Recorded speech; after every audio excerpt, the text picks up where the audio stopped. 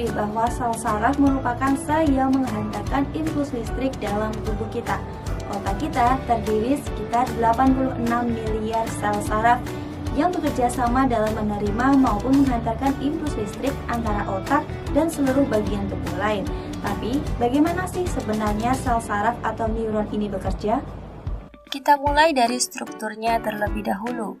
Bagian yang pertama adalah akson.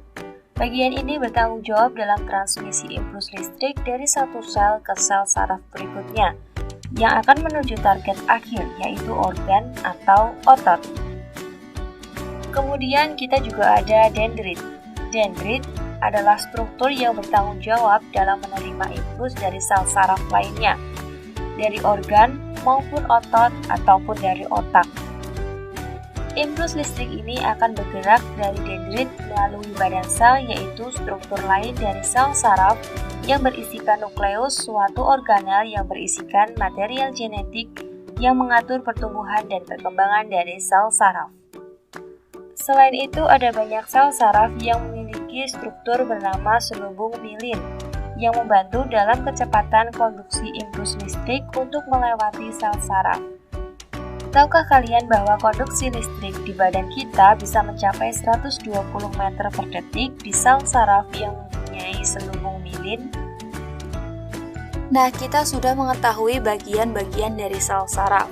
Sekarang, bagaimana cara transmisi impulsnya? Bagaimana cara otak menyuruh tangan kita untuk bergerak misalnya?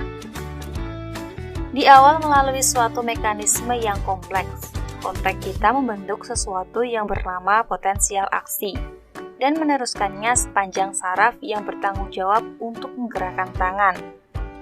Di dalam saraf kita terdapat kabel dan di dalam kabel-kabel inilah terdapat syaraf. Di antara satu sel saraf ke sel saraf berikutnya ada celah yang bernama sinaps. Jadi, potensial aksi yang merupakan listrik akan diterima oleh dendrit di sel saraf pertama, kemudian diteruskan melalui tubuhnya dan mencapai akson.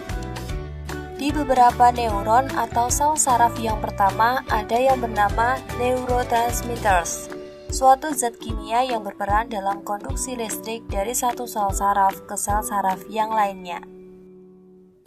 Neurotransmitter akan dilepaskan ke sinaps dan menghasilkan suatu potensial aksi di sel saraf kedua.